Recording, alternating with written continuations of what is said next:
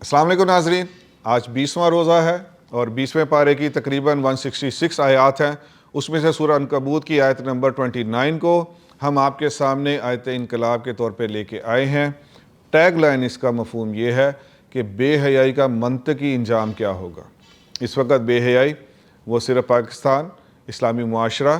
نہیں بلکہ world phenomenon ہے، اور اس وقت جیسے، غور سے سنیے گا، اس وقت جیسے ہوا اور پانی عام ہے، اسی طرح یقین جانیے بے حیائی بھی عام ہو چکی ہے، اور اس کے بے حیائی سے اگر توبہ نہ کی جائے تو پھر وہ کس آخری حد تک لے کے جاتی ہے وہ آپ آگے چل کے جب سنیں گے تو آپ کی روح تک کانپ جائے گی۔ چلتے ہیں اس کے ترجمہ اور مفہوم کی طرف۔ وہ کچھ یوں ہے: کیا تم مردوں کے پاس جاتے ہو، یعنی ہم جنس پرستی کے لیے، اور راستے روکتے ہو اور اپنی بھری مجلس میں بے حیائی کے کام کرتے ہو؟ پھر ان کی قوم کے لوگوں کے پاس کوئی جواب نہیں تھا مگر یہ کہ لے آؤ ہم پر عذاب اگر تم سچے ہو۔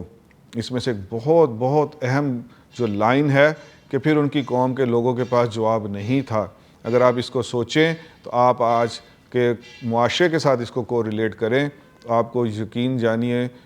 بڑی گہرائیاں ملیں گی کہ یہ کیوں قومیں اور کیوں نسلیں اس بے حیائی کی طرف جاتی ہیں۔ وجہ انتخاب اس کی کیا ہے کہ جب گناہ فیشن بن جائے اور برائی وہ عام مجلسوں میں ہونے لگے تو پھر آپ سمجھے کہ تباہی سے کوئی نہیں روک سکتا۔ قرآن پاک کی بہت سی آیات ایسی ہیں کہ جو بیسیکلی آپ کے اس عہد کی اور آپ کے اس معاشرے کی نبض پہ ہاتھ نہیں رکھتی بلکہ وہ آپ کو ایک آئینہ دکھاتی ہے، اور اگر آپ وہ آئینہ دیکھنے کے عادی ہو جائیں اور پھر وہی ہمارا اسکول آف تھاٹ آ جائے گا کہ قرآن کو جب روز پڑھیں گے تو پھر روز آئینہ دیکھیں گے نا۔ قوم لوط کے بیسیکلی اس آیت میں 3 مرائض بیان کیے گئے ہیں: ہم جنس پرستی، راستے روکنا۔ اس پہ پھر 2 اسکول آف تھاٹ بنے۔ ایک مفسرین اور تشریح کرنے والوں نے لکھا اس سے مراد تھے کہ وہ راستوں میں ڈاکے ڈالتے تھے، راستوں سے گزرنا بہت عذاب ہو گیا تھا، تو اب کراچی والے تو یہ سمجھ سکتے ہیں کہ یہ کیا معاملہ ہے۔ تو دوسرے اسکول آف تھاٹ نے یہ کہا اس سے مراد ہے کہ راستے بھی روکنا اور اللہ کے راستے سے بھی روکنا۔ جیسے آج آپ دیکھ لیں کہ اگر آپ کی یہ بہت سے واقعات عام ہیں، گھر میں سے ایک بچی اچانک قرآن یا کسی کو پڑھ سن کے، طارق جمیل صاحب کو، ڈاکٹر اسرار صاحب کو، کسی کو بھی سن کے وہ بیچاری گھر میں خود چینج ہوتی ہے تو سارے گھر والے کہتے ہیں، خاص طور پہ ماں کہتی ہے تو پردے میں میرے ساتھ جاؤ گی تو میں ادھر شادی میں کیا منہ دکھاؤں گی، اور وہ شادی سے واپس آتے ہیں تو راستے میں ہی اپنی اس با پردہ با حیا بیٹی کو ڈانٹ رہے ہوتے ہیں کہ تم اکیلی نظر آ رہی تھی پورے حال میں اور میں اتنا شرمندہ سے ہو گئی اور پانی پانی ہو گئی۔ یہ باتیں ہمارے معاشرے میں عام ہیں، تو آپ دیکھ لیں کہ ہمارا معاشرہ بھی اس قوم لوط والی روش پہ چل رہا ہے۔ میں ویسے جب یہ قوم لوط کی چیزیں پڑھتا تھا تو میں حیران ہوتا تھا کہ یہ کیسے معاشرہ اس طرف چلا جاتا ہے، لیکن اب آپ دیکھ لیں کہ آپ کو پچھلے چند سالوں میں، یعنی ایک ڈیکیڈ کے اندر، ایک دہائی کے اندر، آپ کو پاکستان کے معاشرے میں یہ ساری چیزیں مل گئی۔ آپ یونیورسٹی کے ماحول کو چلے لے لیں، وہاں مجھے بہت سے اسٹوڈنٹس جو تھوڑے نمازی اور دیندار ہوتے ہیں میرے لیکچرز کے بعد آ کے کہتے ہیں یہاں ہمیں تو ہوڈ کیا جاتا ہے، ہمیں تو ایسا لگتا ہے کہ جیسے ہم بہت بڑے مجرم ہیں۔ آپ اندازہ کریں کہ ایک یونیورسٹی ہے، اس میں 20,000 پلس کے قریب اسٹوڈنٹس پڑھ رہے ہیں، تو وہاں ابائی والی کا کیا حال ہے وہ سمجھ سکتی ہیں، وہ بتا بھی سکتی ہیں، اور وہاں نماز پڑھنے والا کیسے آؤٹ آف لیگ محسوس کرتا ہے۔ بلکہ میں ایز یوزول آپ کو پھر ایک اور واقعہ اپنی ریل لائف سے بتا دیتا ہوں۔ آج سے کوئی 3-4 سال پہلے کی بات ہے، میں نے ایک بہت لیڈنگ یونیورسٹی میں سیرت کا لیکچر دیا، وہ KP کی سائٹ پہ تھی۔ میں جب لیکچر لے کے ادھر سے اسٹیج سے اتر رہا تھا تو ڈاکٹر صاحب نے مجھے باہر نکلتے ہوئے کہا کہ ایک بچی آپ سے کچھ پوچھنا چاہتی ہے۔ میں نے کہا جی ضرور۔ وہ بیٹی اس طرح کھڑی تھی، پاس 2-4 بیٹیاں کھڑی تھیں، اس نے کہا کہ آپ تھوڑا سائڈ پہ ہو، میرا کوئی پرسنل معاملہ ہے۔ میں سائڈ پہ ہوا اور میں نے ایسے نیچے سر جھکا کے میں نے کہا جی بیٹا بتاؤ۔ تو اس نے کہا کہ میں فارمیسی میں ہوں اور میں یہاں کوئی دوسرے سمیسٹر میں ہوں یا تیسرے سمیسٹر میں ہوں، میں ایک گاؤں سے اٹھ کے یہاں آئی ہوں، اور میرا جو بیسیکلی پردہ اور جو دوسرا سسٹم ہے، میری اپنی کلاس فیلو لڑکیاں مجھے 2 سمیسٹر سے ایسے ہوٹ کر رہی ہیں، میرے پاس 2 آپشنز ہیں، یا تو میں یہ چھوڑ کے بھاگ جاؤں، لیکن میرے والدہ نے زمین بیچ کے اور ادھار اٹھا کے مجھے فارماسسٹ ڈاکٹر بنانے کا خواب دیکھا ہے، اور دوسرا میرا یہ دل کرتا ہے، سنیں ذرا، دوسرا میرا یہ دل کرتا ہے چونکہ میں بھاگ بھی نہیں سکتی، وہاں بھی نہیں جا سکتی، اور یہ میں نے 8 سیمیسٹر پڑھنے ہیں، میں کیسے یہاں گزارا کروں گی، تو کبھی کبھی میرے دل میں آتا ہے میں خودکشی کر لوں۔ ایک بچی نے مجھ سے پوچھ لیا، ایسی ہر یونیورسٹی میں سینکڑوں ہزاروں بچیاں ہوں گی، ان کا کیا قصور ہے؟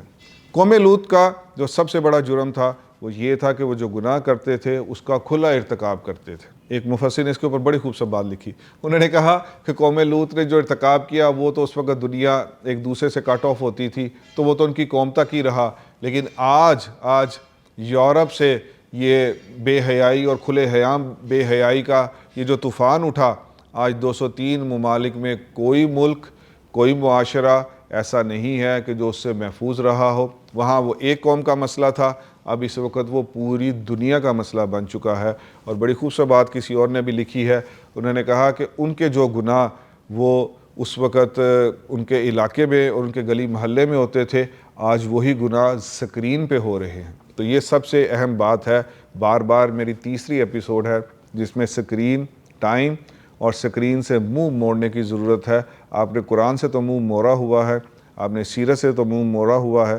لیکن آپ کا جو منہ ہے اصل میں وہ اینڈرائڈ فون سے مڑنا چاہیے۔ کوئی حل نہیں ہے، سمپل سی بات ہے، ممکن ہے تو نوکیا 1100 لیں، اس کے علاوہ کوئی بات آپ کہیں وہ جی اس کو نیسیسٹی آف لائف بنا دیا ہے، تو پھر اس کا استعمال آپ کا دن میں صرف 5 سے 10 منٹ کا ہونا چاہیے۔ دیکھیں اسی آیت کے ذیل میں ایک مفسر نے سب سے کمال پوائنٹ اٹھایا ہے، وہ اس آیت کی گہرائی کو سمجھنے کے لیے بہت ناگزیر ہے۔ انہوں نے کہا کہ بیسیکلی مسئلہ یہ ہے کہ جب تک کسی قوم اور معاشرے میں گناہ اگر ہوتا بھی رہے، لیکن وہ گناہ سمجھ کے رہے اور اس سے لوگ یہی سمجھے کہ یہ گناہ ہے، تو وہ پھر بھی بچا رہتا ہے۔ لیکن قوم لوط کا جو مسئلہ شروع ہوا وہ یہاں سے ہوا تھا کہ ان کے ہاں گناہ نہیں رہا، برائی نہیں رہی، بدکاری جو کسی بھی نوع انسانی کے معاشرے میں چھپانی والی چیز تھی، وہ بدکاری کھول کے تو وہ مجلسوں میں عام ہو گئی۔ تو یہی وجہ ہے کہ آج ہمارے بھی اس گلوبل ویلیج میں یہ جو بدکاری ہے، جو گناہ ہے، یہ گناہ نہیں رہا، لیکن اس کے پیچھے ایک بہت انڈانٹیڈ قسم کی محنت ہے باطل کی، اور اس میں جو ہم ہارے ہوئے ہیں اس میں وجہ یہی ہے کہ ہمارے ہاں کام کرنے والوں نے کام ہی نہیں کیا، دائیوں نے اپنا کام بالکل بھی نہیں کیا، اور جو دین والے تھے انہوں نے بھی اپنا کام بالکل نہیں کیا۔ میں اس کے لیے آپ کو ریئل ایویڈنس دے دیتا ہوں، یوکے کے ایک بہت اچھے اسکالر ہیں، ان کی یہ ویڈیو میں نے دیکھا اور سنا تھا، وہیں سے میں آپ کو اس کو ریکارڈ کر دیتا ہوں۔ وہ یہ تھا کہ 1970 کی دہائی میں وہاں تک امریکن میڈیکل جرنل میں ہم جس پرستی، ہوموسیکچویلٹی، یہ مینٹل النس کے طور پہ لکھا ہوا تھا۔ اب آپ دیکھیں کہ 70 کی دہائی تک، یعنی جب سے نو انسانی بنی ہے اور ہزارہ ملینیمز اور ملینیمز کو بھی ملا لیں، نو انسانی میں ہوموسیکچویلٹی ایک مینٹل ڈس آرڈر، ایک بہت بڑی بیماری تھی۔ 1974 کی بات ہے کہ ایک کلب میں نیو یارک میں مین-ہیٹن سٹی میں ایک جو خفیہ کلب تھا اس میں چھاپا پڑتا ہے، اور نیو یارک کی پولیس وہاں چھاپا مارتی ہے، تو وہاں پہلا جو ہوموسیکچول اور جو ہم جس پرست تھے ان کی ایک پہلی پارٹی تھی جس کے اوپر وہ جا کے چھاپا مارا اور ان کو گرفتار کیا گیا۔ لیکن اس کے بعد پھر وہ جو ریکٹ تھا یہ بیسیکلی یہودیوں کی چال تھی، کیونکہ وہ دنیا پہ قبضہ نہیں کر سکتے، دجال کی راہ ہموار نہیں ہو سکتی، پوری دنیا کا ہر بندہ بدکاری میں نہیں گھس جاتا، تو اس لیے جب یہ چھاپا مارا گیا، پھر اس وقت وہ جو جوز کا ریکٹ تھا جو پوری دنیا کو جنسی بے راہ روی اور ہوموسیکچویلٹی کا عادی بنانا چاہتا ہے، جیسے نشے کے عادی ہوتے ہیں اور جب تک نشہ نہ ملے وہ کسی اور چیز کا سوچ نہیں سکتے، جیوز کا یہ آگے چل کے ہماری نسلوں کو ایسا ہوموسیکچویلٹی اور بدکاری اور بے راہ روی کا شکار بنانے کی پوری ایک پلاننگ ہے۔ لیکن یہ پلاننگ جو فائل ہوئی وہ 1974 کے قریب، اس چھاپے کے بعد جب پولیس پکڑ کے لے گئی تو آبویسلی اس وقت کی ایلیٹ کلاس تھی جو ہوموسیکچویلٹی کا یہ خفیہ پارٹی کر رہی تھی، تو پھر وہ جو جیو ریکٹ تھا وہ اپنے حرکت میں آیا، اور اس نے پھر امریکہ کے جو کانگریس ہے اور جو پولیٹیشنز ہیں ان کے ساتھ جو ان کا لابی تھی، اس لابنگ کے ذریعے انہوں نے ان کو باہر نکالا۔ پھر اس کے بعد سے آج تک وہ اپنے ٹریک پہ چل رہے ہیں۔ پھر انہوں نے کچھ ہی عرصے میں اور سالوں میں سب سے پہلے اس کو مینٹل النس سے نکلوایا، پھر اس کو یہ جو ایک 2-3 انہوں نے نعرے لگائے، میرا جسم میری مرضی، بھئی اس کی اپنی لائف ہے، وہ جو مرضی کرے۔ تو اس طرح کی وہ جو چیزیں تھیں، اس کے ذریعے وہ دن اور آج کا دن وہ کامیاب ہیں۔ اس میں کامیابی کی وجہ اس لیے نہیں کہ وہ بڑے کمال پلانر ہے، ہماری ناکامی کی وجہ اور ان کی کامیابی کی وجہ یہ ہے کہ وہ جاگ رہے ہیں، وہ 24 گھنٹے اس ایجنڈے پہ کام کر رہے ہیں، اور ہمارے ہاں تو یہ کام کرنا تو دور کی بات، یہ تو کسی کے وہم و گمان میں بھی نہیں۔ مجھے یہ چیز کافی پنچ کرتی تھی کیونکہ اوبیسلی میں روز یونیورسٹی میں جاتا تھا، وہ آپ سمجھ لیں dozens and dozens of university کو میں نے چکھا، اس کے ایٹماسفیئر کو چکھا، وہاں کے گند کو دیکھا، وہاں ہاسٹلز میں اتنے گشت کیے۔ جو آپ ہاسٹل میں گشت کرنے کے بعد جو یونیورسٹی کا گند ہے جو وہ سامنے آئے گا، وہ دنیا میں کسی وہاں کے پروفیسر کے بھی سامنے نہیں آ سکتا، وہ کسی اور دائی کے بھی سامنے نہیں آ سکتا، وہاں جا کے کسی ایک لیکچر بیان کرنے والے بڑے حضرت کے بھی سامنے نہیں آ سکتا۔ تو وہ جب گند سامنے آیا تو پھر اس کا باتوں کو،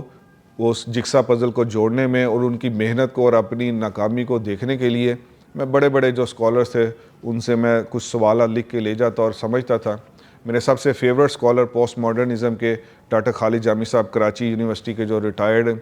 ایچ او ڈی ہیں فلسفہ، اور میں سب سے زیادہ ان کو ایڈمائر کرتا ہوں کہ پوسٹ ماڈرنزم اور الحاد کو سمجھنے میں میرے خیال ہے ان سے بیسٹ بندہ شاید ہی پاکستان میں ہو۔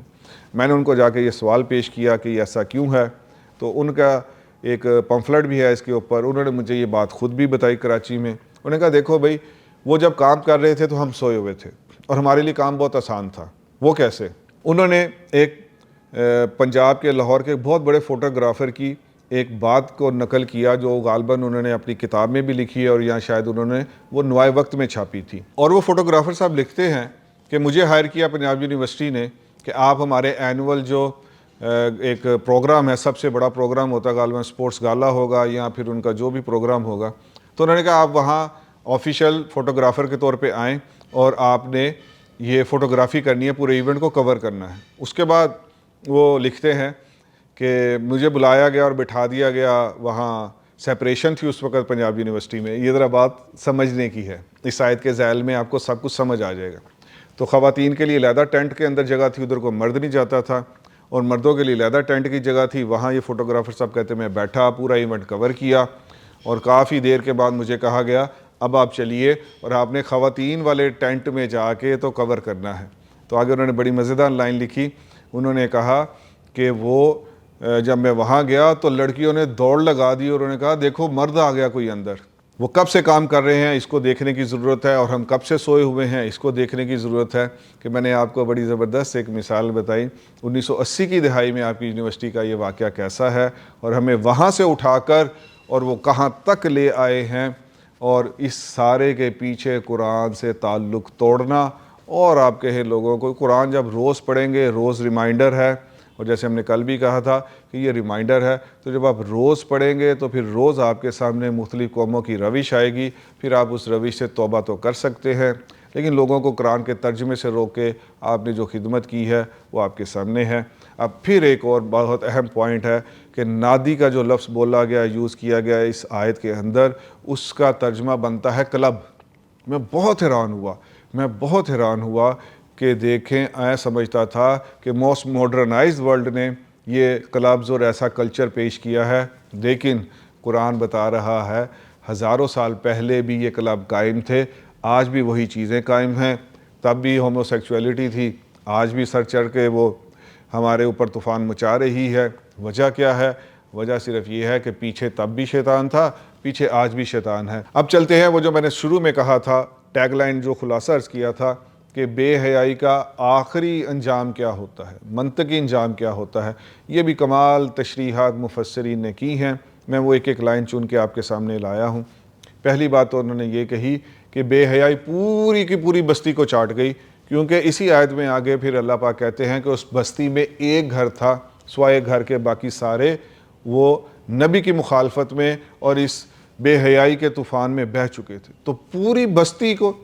اس میں ایمان والا ہی کوئی نہیں چھوڑتی۔ یہ ڈیپتھ ہے کہ جو میں چاہتا ہوں آج کے بعد آپ سوچیں، اگر ہم نے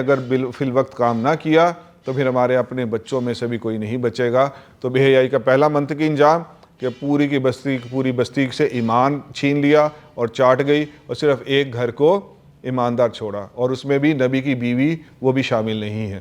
دوسرا جو سب سے خطرناک منطقی انجام ہے وہ بے حیائی کو اگر آپ نہیں سمجھیں گے تو پھر بے حیائی اس نہج پہ قوم کو اور ہمارے پاکستانی معاشرے کو لے آئے گی کہ نبی کا مذاق اڑایا. آیتوں سے پتہ چلتا ہے قوم لوط نے نبی کا مذاق اڑایا, اس کی تعلیمات کا مذاق اڑایا. آج ہمارے معاشرے میں یہ سب کچھ چل رہا ہے لیکن بہت ڈسگائز اور وہ سمجھ لیں کہ چھپ کے ہو رہا ہے. لیکن اگر اس کے اوپر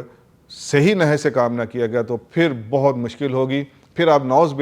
باللہ کاربن کاپی بننے والے ہیں کہ آپ کے اپنے بچے آپ کے معاشرے میں آپ کے نبی پاک صلی اللہ علیہ وسلم کی تعلیمات کا مذاق اڑایا کریں گے. تو بے حیائی اتنی بے خوف بنا دیتی ہے کہ حتیٰ نبی کی بات کا بھی مذاق اڑا لیا جاتا ہے. حل کیا ہے؟ حل صرف وہی ہے کہ قرآن پاک اپنے بچوں کے اور اپنی نسلوں کے ہاتھ میں تھما دیجئے. قرآن پاک کو اس انداز سے ان کو پیش کرنا شروع کریں کہ وہ موبائل فون چھوڑ کر صرف اور صرف قرآن پاک کے ہو جائیں. ان کا جو اعراض ہے, ان کا جو منہ پھیرنا ہے, وہ اینڈرائڈ فون سے نیچرل ہو, زبردستی نہ ہو, آپ کی دھونس کی وجہ سے نہ ہو. قرآن کے اندر اتنی پاور ہے, اتنی پاور ہے, اتنی پاور ہے. ان کے صرف مزاج اور ان کی باقی چیزوں کو ذہن میں رکھتے ہوئے اگر آپ ان کو قرآن سے جوڑیں گے تو پھر وہ ہمیشہ کے لیے جڑ جائیں گے. اللہ پاک جو کہا سنا اس پر ہم سب کو عمل کرنے کی توفیق عطا فرمائے. انشاءاللہ کل پھر ایک اور آیت انقلاب کے ساتھ حاضر ہوں گے. تب تک کے لیے اجازت دیجیے. اللہ حافظ.